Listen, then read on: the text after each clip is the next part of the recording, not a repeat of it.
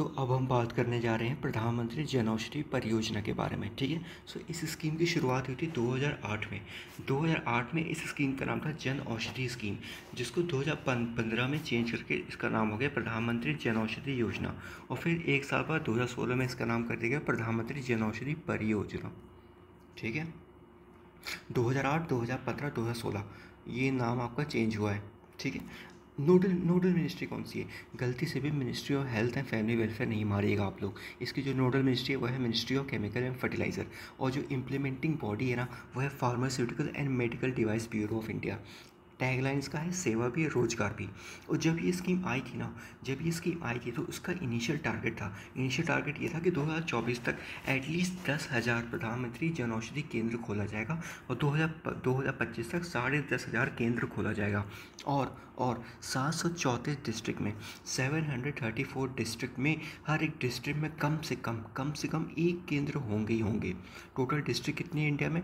766 है। उसमें से 734 डिस्ट्रिक्ट में से हर एक डिस्ट्रिक्ट में एटलीस्ट एक केंद्र होना ही चाहिए। अब कुछ अपडेट आया है इस स्कीम के बारे में। अपडेट ये है कि गवर्नमेंट का प्लान है कि 25,000 जन औषधि केंद्र खोलने का। ठीक है, ओके। तो अब उन्होंने जो उनका जो ऑब्जेक्टिव था 10,000 10,500 खोलने का, उससे अब उन्होंने काफ़ी ज़्यादा इंक्रीज़ कर दिया है 25,000 जन औषधि केंद्र खोलने का। और मिनिस्ट्री ऑफ रेलवे ने बोला है कि 50 स्टेशन में वो 50 केंद्र खोलेंगे। मतलब हर एक स्टेशन पे हर एक केंद्र खोलेंगे, 50 स्टेशन पे 50 केंद्र। ठीक है, ओके। और एक मोबाइल एप्लीकेशन लॉन्च हुआ है। इस मोबाइल एप्लीकेशन का नाम है जन औषधि सुगम।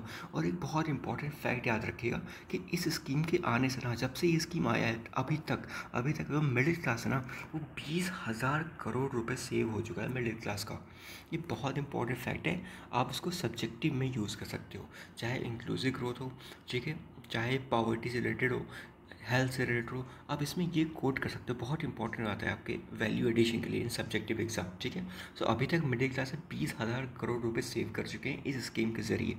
ठीक है, अब इस स्कीम के बारे में आते हैं। देखो, इसका जो मार्जिन है ना, सेल मार्जिन, वो है 20%। मतलब अगर कोई ₹100 की MRP की दवाई है, तो अगर आपका कोई केंद्र है तो उसको 80 रुपये में मिल जाएगा।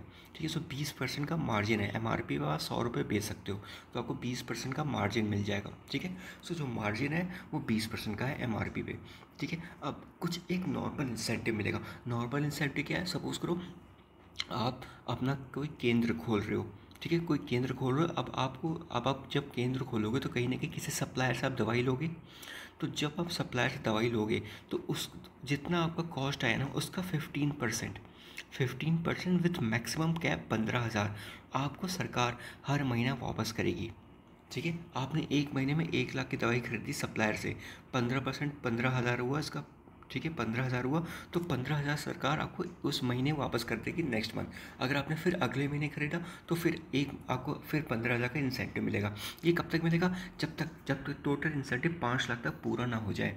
मतलब 5 लाख का इंसेंटिव आपको जो है ना वो मंथली मिलेगा विथ मैक्सिमम 15,000 पर मंथ। कब तक मिलेगा? जब तक 5 लाख का कोटा जो आपका है पूरा ना हो जाए। ठीक है, ये नॉर्मल इंसेंटिव है। कुछ स्पेशल इंसेंटिव क्या है? सपोज करो आप वुमेन हो, या फिर दिव्यांग हो, या SC ST हो, या फिर आप स्पेशल डिस्ट्रिक्ट में केंद्र खोल रहे हो, या कोई हिमालयन रीजन में केंद्र खोल रहे हो, या नॉर्थ ईस्टर्न रीजन, या फिर आइलैंड टेरिटरी, तो आपको 2 लाख रुपए का स्पेशल इंसेंटिव मिलेगा। किस लिए? फर्नीचर के लिए, प्रिंटर के लिए, कंप्यूटर के लिए। ये सबको नहीं मिलेगा, ये कुछ स्पेशल कैटेगरी के लोगों को मिलेगा। ठीक है, अगर आप स्पेसिफिक जगह पे खोल रहे हो जहाँ पे ये स्पेशल इंसेंटिव में ये एप्लीकेबल है, तो वहाँ पे को 2 लाख का एक्स्ट्रा इंसेंटिव मिलेगा। या फिर आप स्पेशल कैटेगरी से बिलोंग करते हो तो आपको 2 लाख रुपए का स्पेशल इंसेंटिव मिलेगा। ठीक है, दूसरी चीज़ कि जो मेडिसिन आप प्रोक्योर करोगे ना, जिस सप्लायर से प्रोक्योर करोगे वो WHO सर्टिफाइड सप्लायर होगा। ठीक है, अब छोटी सी बात ये है कि जो मेडिसिन का प्राइस, जो केंद्र पे प्राइस है ना, पैसा जो जिस पैसे पे मिल रहा है उस केंद्र पे, वो 50 से 90% कम है जो ब्रांडेड प्राइस है।